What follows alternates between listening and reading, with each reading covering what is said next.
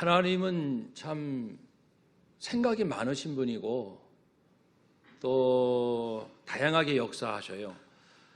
우리나라가 1980년대 경제가 계속 부흥하고 뭐 이렇게 되면 다 부자 되겠다 그런 생각을 했지요. 교회도 얼마나 부흥하고 성도들이 많이 모이고 교회가 새로운 건물들이 세워지고 수많은 교회들이 개척되고 선교사들이 전 세계로 파송되고 굉장했습니다. 80년대, 90년대. 그러면서 이제 2000년대 들어와서는 주춤하면서 나라 경제도 어려워지고 교회들도 예전만큼 그렇게 부흥하거나 또 성도님들이 열심을 내거나 그러지 못하는 것이 현실이었죠. 하나님은 80년대, 90년대는 그때 또 놀라운 은혜를 부으셨고 2000년대에 들어와서는 사람의 눈으로는 좀 정체 또는 침체되는 것 같지만 하나님의 계획은 또 놀라운 계획이 있는 거죠. 그런 어려움 가운데서 성도들이 자기 내면, 자기 믿음, 내가 과연 진실한가? 내가 진실한 목사인가? 내가 진실한 선교사인가? 내가 진실한 성도인가를 고민하게 된 것이죠. 이 시점이 이러한 일들이 필요하기 때문에 하나님께서 역사하신 것은 분명합니다. 기독교 2000년 역사를 보면요, 하나님은 율동, 리듬, 주기, 또 여러 가지 그 흐름이 있어요. 그 흐름은 균형을 잡아가는 거고요, 부족한 부분을 채우는 거고 치우친 부분이 바로 서도록 해주는 그러한 의미가 분명히 있었습니다. 그렇기 때문에 내가 형통할 때는 형통한 대로, 곤고하고 힘들 때는 힘든 대로 하나님의 음성을 들어야 하는 거예요. 그때마다 하나님께서는 내가 꼭 들어야 할 말씀을 들려주시기 때문이에요. 우리는 돈이 잘 벌려. 하나님은 네가 들어야 할 음성을 들어야 한다. 나 지금 살기 너무 힘들어요. 죽고 싶어요. 하나님은 네가 들어야 할 음성을 들어야 한다. 하나님은 한결같은 이 섭리로 역사하십니다. 오늘 말씀을 통해서 우리가 지금 다들 힘들게 살아가는 시대인데 하나님의 음성을 들으라고 했잖아요. 그러니까 들어야 되는 거예요. 지금 하나님 저 살기 힘들어요. 그러면은 하나님의 음성을 들어라. 오늘 말씀을 통해서 어떤 말씀을 주실까요? 시브리서는 누가 썼는지 정확히 알 수 없고 언제 기록했는지도 잘 알 수 없지만 대략 학자들이 연구해 보면 사도 바울 선교 마지막 즈음, 아무래도 AD 60년 좀 지난 시점일 것이다. 누구에게 썼을까? 여러 가지 내용을 살펴보면은 아마도 그 당시에 로마 제국의 핍박과 특별히 지금 이제 기독교잖아, 이쪽은. 우리는 기독교가 있기 전에는 유대교였어요. 모세 율법을 찰석같이 믿고 순종하려 했던 유대교였단 말이에요. 그런데 예수님이 오셔서 유대교가 그토록 기다렸던 메시아가 예수님이시다 라는 것을 전하는 것이 기독교 아닙니까? 그러니까 유대교하고 기독교가 이제 혼선이 오기 시작한 거예요. 유대인들 입장에 보면은 우리가 그동안 우리는 모세가 자랑스럽고 율법을 지켜야 했으며 우리의 죄를 용서받기 위하여 짐승제사, 속죄제사를 지내야 했고 제사를 주관하는 대제사장이 절대적인 존재였고 이런 유대교였는데 예수님이 오셔서 메시아이시다 여러 이야기들을 하면서 기독교가 시작된 겁니다. 그러니까 유대인으로서 유대교를 믿었다가 예수님 믿고 기독교인이 된 사람들이 많이 있었어요. 그들이 이제 핍박이 오니까 아닌가? 다시 유대교로 돌아갈까? 흔들리게 되는 거죠. 과연 예수라는 그분이 메시아 그리스도가 맞는 거야? 아니, 맞는 것 같기도 하고 아닌 것 같기도 하고 왔다 갔다. 왜냐하면 핍박이 오니까 그걸 견딜 만한 믿음이 있는 사람은 이겨내지만 나를 죽이려면 죽이시오, 예수가 그리스도 맞습니다. 이런 성도도 있지만 이제 그 정도의 믿음이 없는 분들은 시련과 핍박이 오면은 자기가 지금까지 믿었던 믿음이 흔들리면서 다시 나 모세 율법으로 돌아갈 거야, 그런 생각을 갖게 되죠. 그래서 히브리서가 기록이 됐고 4가지 큰 메시지가 있는 거예요. 예수님이 진짜 메시아이십니다. 모세하고 달라요, 천사하고 달라요, 대제사장과 달라요. 예수님은 탁월하신 메시아 맞습니다. 2번째, 그러니 배교하지 맙시다. 그러니 예수님을 배반하지 마십시오. 예수님을 떠나지 마십시오. 3째, 우리가 살다 보면은 시련과 핍박, 어려움이 옵니다. 징계도 오고요, 잘못 없어 오는 고난도 있고 잘못 때문에 오는 징계도 있는데, 무엇이 됐든 어려움이 왔다. 그 어려움은 우리를 연단시키셔서 믿음을 올바르게 세워주고 진짜 하나님이 주시는 평강을 얻게 주시려고 믿음을 성장시키시려는 하나님의 뜻이 있습니다. 그러니 내 잘못으로 야단을 맞든 잘못이 없는데 억울한 일을 당하든 어떠한 일이 오든지 간에 이것은 내 믿음이 더 깊어지고 성숙해지는 가는 기회입니다. 그런 줄 아시고 마음을 담대히 하십시오. 겁먹지 마세요. 두려워하지 마세요. 움츠러들지 마세요. 힘들고 어려울수록 더 주님께로 나아갑시다. 이런 메시지를 이제 주신 건데, 그러면 오늘 첫 본문에서는 예수님이 뭐 그렇게 대단하신 분이에요? 라는 걸 알려야 될 거 아닙니까? 유대인들에게. 여러분들은 모세가 최고다, 천사가 우리를 돕는다, 대제사장이 우리의 중심이다 라고 유대인들은 늘 믿었는데 아닙니다. 예수님이 최고의 superior, 우월하신 분이십니다. 그가 비교가 되지 않습니다. 급이 달라요. 급이, 애들 말대로 급이 달라요. 모세, 천사, 대제사장과 예수님은 급이 다르십니다. 존재 자체가 다르신 분입니다. 그 말씀을 지금 전하려고 하는 거죠. 1절, 옛적에 예수님이 이 땅에 오시기 그 이전에 말이죠, 선지자들을 통하여, 선지자가 누구예요? 이사야 선지자, 호세야, 아모스, 요엘, 예레미야 선지자인데, 선지자는 뭐 하는 분들이에요?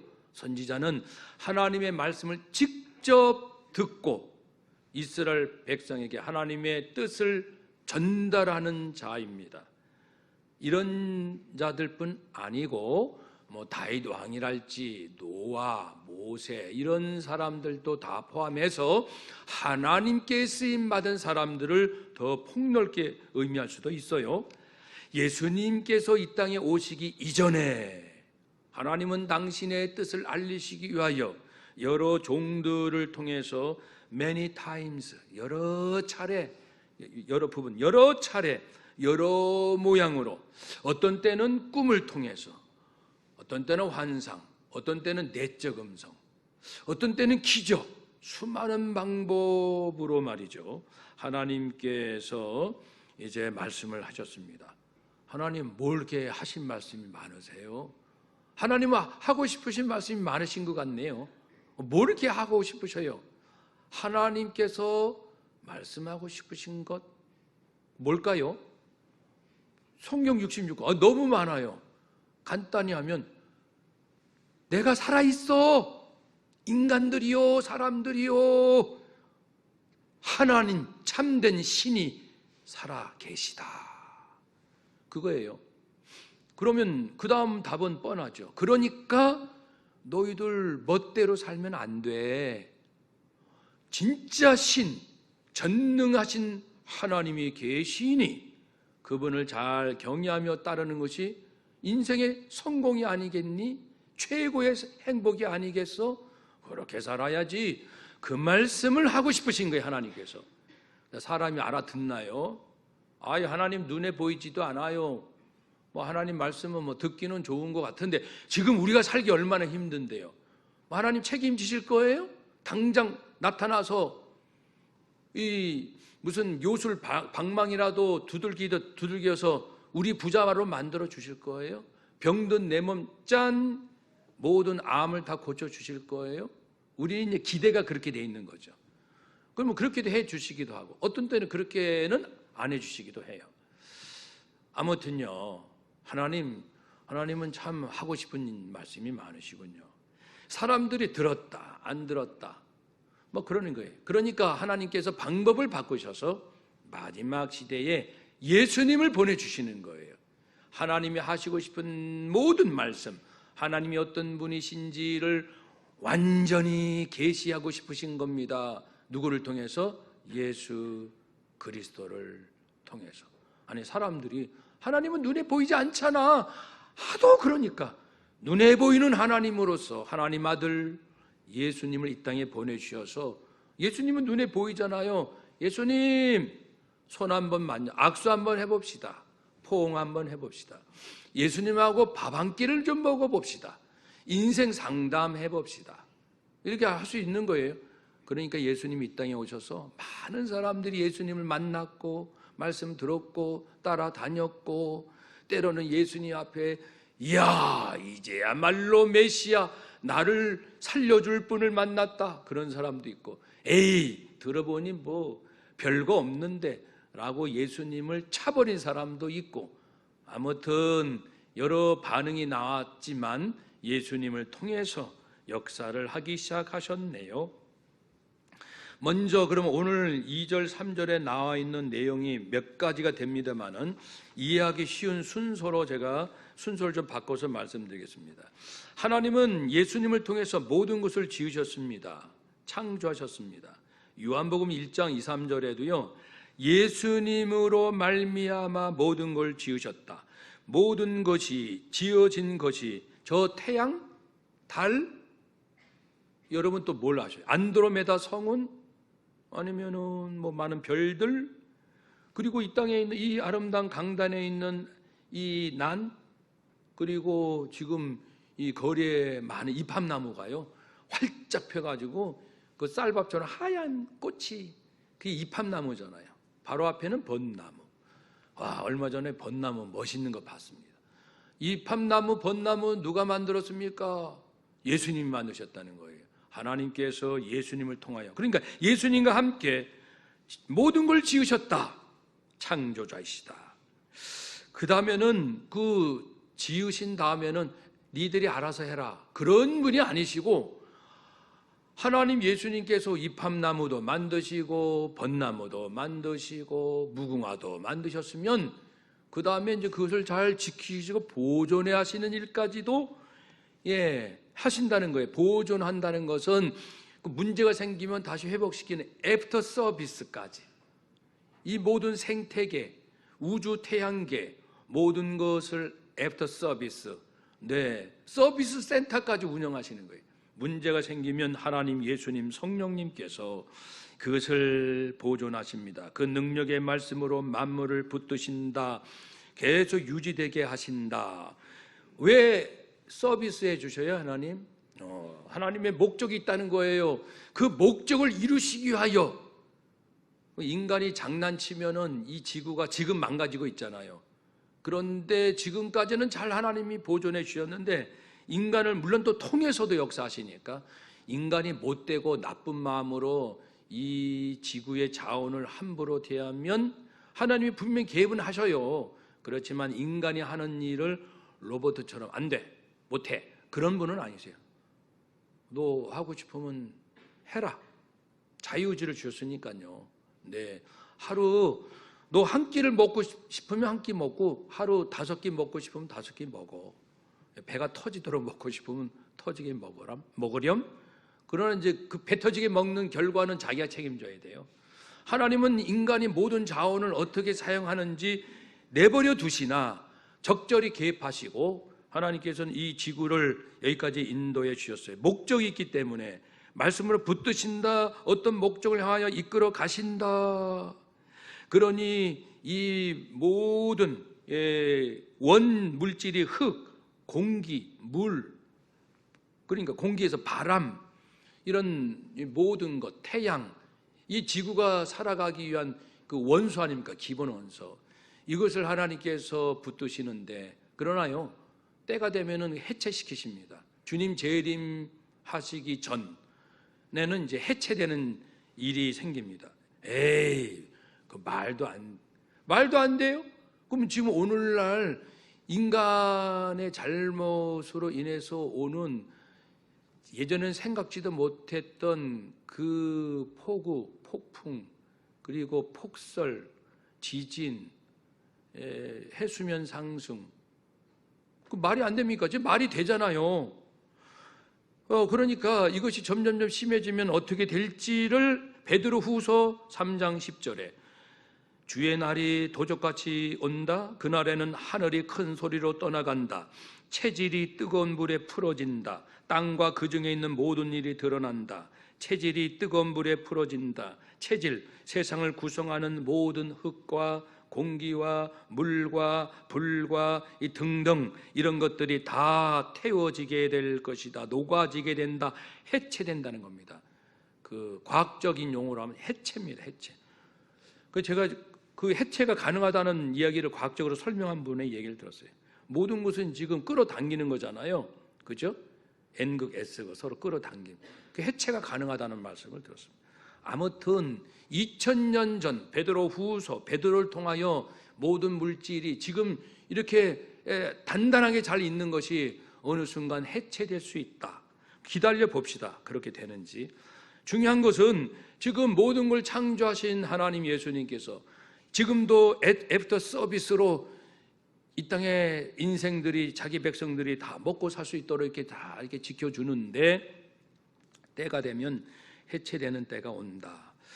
그 다음에 말씀하신 것은 대속입니다. 죄를 정결케 하신다는 것은 예수님께서 내 죄값을 대신 치르심으로 나를 죄에서 정결케 하십니다. 다시 너 죄 많지? 너 네 죄 때문에 너는 지옥 가야 돼. 그렇게 하지 않겠다는 겁니다. 정죄하지 않으시겠다는 겁니다. 왜냐하면 네 죄값을 예수님께서 대신 벌 받았어. 예수님께서 대신 야단 맞고, 예수님께서 대신 저주 받고, 그러니까 너 예수님 믿잖아. 네 믿음이 진실하다면 너는 정죄받지 않는다. 그렇게 해 주셨습니다. 그럴 뿐 아니라 예수님은 지금 하늘 보좌 우편, 지금 예수님은 천국에 계시잖아요. 하나님 보좌 우편. 하나님 우편에 꼼짝없이 앉아만 계시구나. 그런 개념이 아니에요. 그 하나님의 영광스러운 자리에 함께 계신다. 그런 뜻입니다. 뭐 돌아다니시면 안 됩니까? 예수님도 산책하셔야죠. 천국에서 돌아다니셔야죠. 앉았다가 일어서기도 하시고, 스데반 집사가 순교 돌에 맞아 죽을 때 보여진 환상은 예수님께서 서 계신 모습이에요. 여기서는 앉아 계신 모습이고, 예수님 천국의 주인이십니다. 이렇게 이제 표현을 하셨을 뿐이죠. 어쨌든 우리 예수님 이제 하나님께 중보 기도를 하십니다. 우리를 위해서, 구원받은 나를 위해서, 내가 쓰러질 때 나를 위해서 기도해 주시고, 내가 모를 뿐이지, 아니 우리 아들, 딸들, 어린 아이들 어릴 때 엄마 아빠가, 야 내가 있잖아, 네가 이렇게 할 때 내가 1시간 동안 기도했다. 너 여기 간다고 고집 피울 때 내가 양보했지, 허락했지, 너 하라고. 그런데 나는 마음이 굉장히 아팠다. 뭐 엄마 아빠가 항상 그때마다 설명하던가요? 엄마 아빠는 침묵. 그래 알았어 아들아, 알았어 딸아, 그래 하고 싶다고, 가고 싶다고, 먹고 싶다고, 입고 싶다고, 알았어. 근데 엄마 아빠의 마음은 애가 탈 때가 얼마나 많았습니까? 하나님께서도요, 예수님이 중보기도 하시며 이렇게 우리들을 돕고 계십니다. 우리가 영의 눈이 열리지 않아서, 믿음의 눈이 열리지 않아서 예수님 뭐하고 계셔? 이렇게 말할지는 몰라도 우리가 깨어나면 우리 예수님이 나를 위해서 기도하고 계시는구나. 지금도, 한번 더 합시다. 지금도 예수님께서는 천국에서 나를 위하여, 우리 가정, 우리 교회, 한국교회, 세계교회 위해서 기도하시는 줄로 믿습니다. 아멘. 다 하고 계신다고요. 내 눈에 안 보인다고 없다고 그러지 마세요. 하나님 어디 있어? 안 보이는데. 그러지 마세요. 아니면 내 눈으로 휙 뒤 볼 수 있어요? 뒤통수는 볼 수가 없어요. 항상 거울 놓고 보면 볼 수 있죠. 이 눈의 한계, 이 눈으로 태양 볼 수 있나요? 자, 태양을 좀 쳐다보자. 얼마나 이글거리는지. 자, 내 눈이 더 세. 태양을, 아주 뜨거운 대낮의 태양을 육안으로 뚫어지게 쳐다보면 아마 몇 분 지나면 실명됩니다. 우리가 뭘 큰 소리 칠 게 있습니까? 하나님 어디 있어? 살아 계신다면 이럴 수 있어? 하나님께서 우리 코에 숨이 호흡이잖아요. 호는 내뱉는 거, 흡은 들어 마시는 거니까 코가, 이 공기가, 산소가 내 코에서 들어오고 이산화탄소가 나가고 이렇게 해서 살고 있다고요. 내가요. 하나님께서 나를 조용히 코를 막으시면은, 입을 막으시면은 몇 분 못 견뎌서 나는 숨이 먹고 심장 멈추고 죽습니다. 아니, 그런 내가 뭘 대단하다고 하나님 어디 계셨어? 하나님이 살아 계시면 이럴 수 있어. 아니, 하나님이 어떤 분인지 알긴 아셔요. 그러니 이 히브리서에서는 예수님을 믿었다가 왔다 갔다 흔들리는 유대인에게 예수 그리스도, 그분이 누구이신지를 논리적으로 또 여러 가지 구약과 비교하면서 말씀을 잘 하고 계십니다. 그래서 이제 우리 예수님은 창조주이시며 중보자이시며 보존자이시며 우리를 구원하시고 우리에서 중보기도 하실 뿐 아니라 이제 모든 것의 상속자, 만유의 상속자, 예수님은 하나님의 모든 것을 다 받으셨어요. 물질도 예수님 것, 하나님의 것, 예수님의 것. 우리가 구원받은 우리 하나님의 자녀, 예수님의 제자. 모든 것 주님께서 소유하고 계십니다. 그러니까 이제 우리는 이런 예수님을 잘 알아야 되는데 아직 설명하지 않는 부분이 있습니다. 예수님은 어떤 분이신가? 이런 예수님은 하나님의 영광의 광채, 본체의 형상이시다. 그런데 순서도 바꿔서 본체 형상을 먼저 말씀드려야 돼요. 예수님은 아버지 하나님, 여호와 하나님의 본체의 형상이다.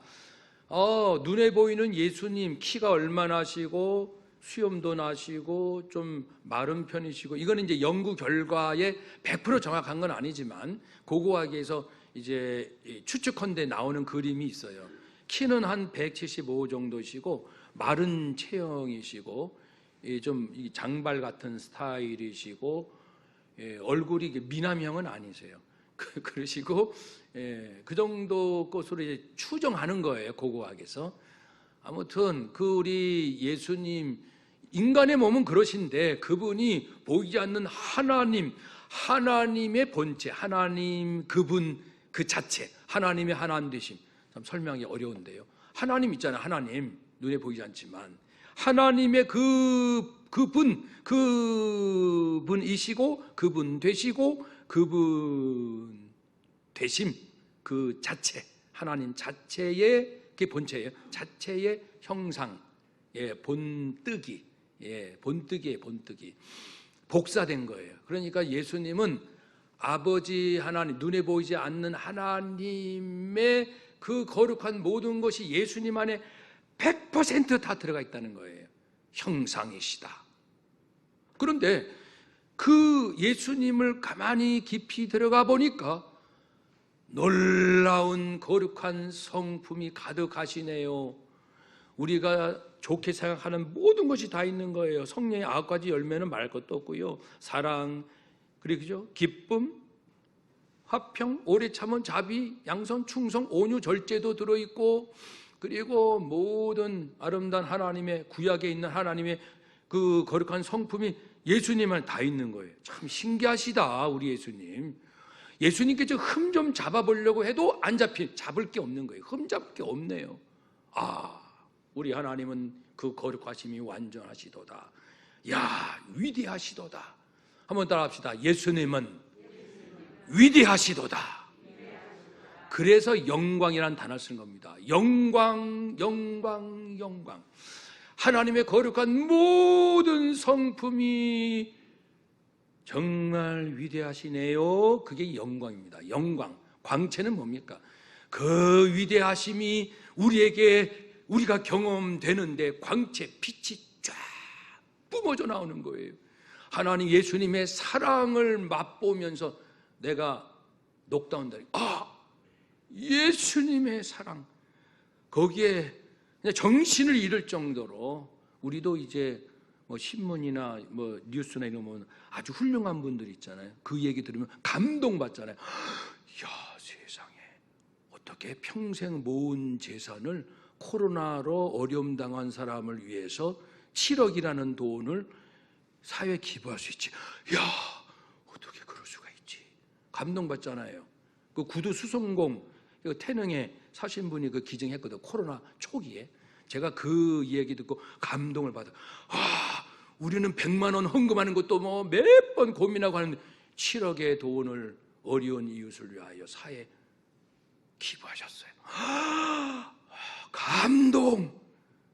그런 것처럼 예수님을 만나면 예수님 안에 그 사랑에 내가 정신을 잃을 정도로 찬란하고 위대하고 놀랍고, 내가 지은 죄가 꼭꼭 숨겨놨는데 어느 날 예수님께서 밝은 빛으로 오시더니 내 숨겨진 죄들을 다 보여주시고, 저도 경험한 바 있지만 예수님 하나님께서 제 안에 죄를 다 들춰내시니까 사람들 앞에 숨겨놓은 것, 나도 잊었던 것, 예수님이 하나님 다 들춰내시니까 빛이 오니까 이 더러운 것을 숨길 수가 없어서 뜨거운 눈물로 회개한 적이 있었거든요.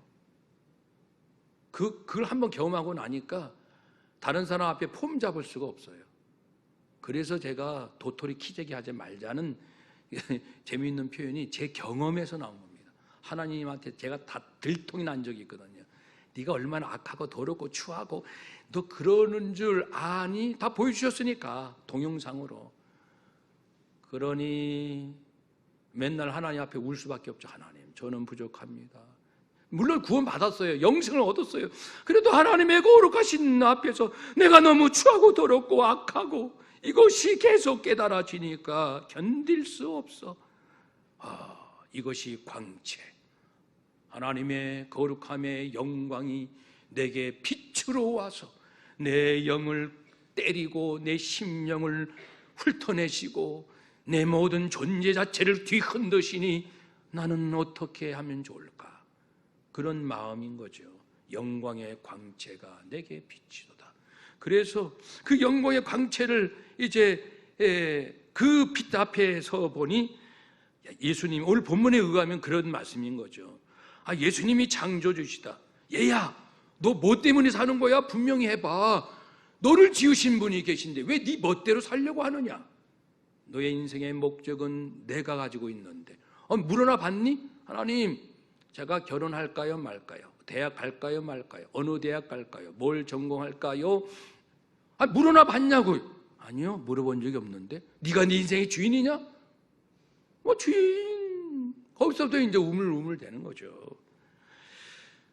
영광의 광채, 빛을 받으면은 모든 것은 하나님이 다 AS 서비스 센터 다 이렇게 보존해 주시는 거죠. 그러니까 주여, 지금 내 마음이 상했습니다. 저 외롭습니다. 저 분하고 억울합니다. 그러면 AS 받아야죠. 주여, 제 이 병든 마음 왔습니다. 그러면 주님께서 내 마음을 치유해 주시고 어루만져 주시고 회개할 거 회개해 주시고 영의 눈을 뜨여 주시고, 예수님께서 대속자 너의 모든 죄값을 치렀는데 잘못한 것에 참회는 할 망정 마치 지옥 갈까 봐 왜 두려워하느냐? 언제 지옥 간다고 그랬니? 너의 모든 것을 다 사했으므로 다시는 정죄하지 않는다고 했는데 왜 지옥 갈까 봐 이렇게 두려워해? 잘못한 부분에 참여하면 돼. 위로해 주시지 않습니까? 예수님이 항상 중보기도 하십니다. 나는 외로워. 친구도 떠나고 부모도 나를 외면하고 누구도 나를, 내가 너를 위해서 중보기도 하고 있는데 영광의 광채를 그 빛을 받으니 주님이 나를 위해서 기도하고 계시는구나, 그것을 알기 때문에 외로움이 떠나가고, 상속자 예수님이 모든 것을 소유하고 계시니 내가 주님께 구하자. 필요한 것 주님께 구하자. 한번 따라합시다. 필요한 것 예수 이름으로 하나님께 구합시다. 아멘. 구하려면 진짜로 구하세요. 흉내만 내지 마시고 생명 걸고 구하세요. 구하시려면 하나님을 믿고 나 안 구해, 하나님이 내 인생 알아서 해주실 거야, 그러려면 그렇게 하시고, 그 대신 완전히 맡긴 자에게 평안이 옵니다. 완전히 맡겨서 평안을 얻으시든지, 답답하고 불안해서 부르짖고 구하고 찾고 두들기시든지, 그렇게 해서 주님 만나 평안을 얻으시든지, 가부간에 뭔가 하시긴 하셔야 되잖아요. 죽도 밥도 아닌 인생 살지 마시고, 주여, 그래서 이제 주님 영광의 광채를, 빛을 쫙 영적으로 이제 받는 거죠. 주님 매일같이 그런 시간을 좀 가져보세요. 힘들고 어려울 때 하나님 영광의 광채 쫙, 예수님, 성령님, 제가 여기 있습니다. 저를 만나주세요. 저에게 영광의 빛을 비춰주세요. 그렇게 주님 앞에 머무시면은 내 영이 새로워지고 마음이 치유되고 병든 몸도 고침받고 하나님의 방법으로, 하나님의 은혜 가운데 정말 만족스러움에 도달하면, 마지막은 만족이거든요. 감사하거든요. 맞아요. 범사에 감사합니다. 만족합니다. 이제 살만해요. 그겁니다. 지금 가난해도 내 심령이 주님을 만나 살만해요. 누가 나를 그냥 억울하게 해서 나 정말 분노가 꽉 찼는데 주님 앞에 가서 영광의 빛을 다 받고 나니 이제 주님과 동행해서 살만합니다. 당신 억울하지 않아? 그거는 그 사람에게 하나님께 맡겼어요. 나는 살만합니다. 너무너무 감사해요. 그렇게 하늘의 평안으로 승리하시기를 주의 이름으로 축복합니다. 아멘. 기도하겠습니다.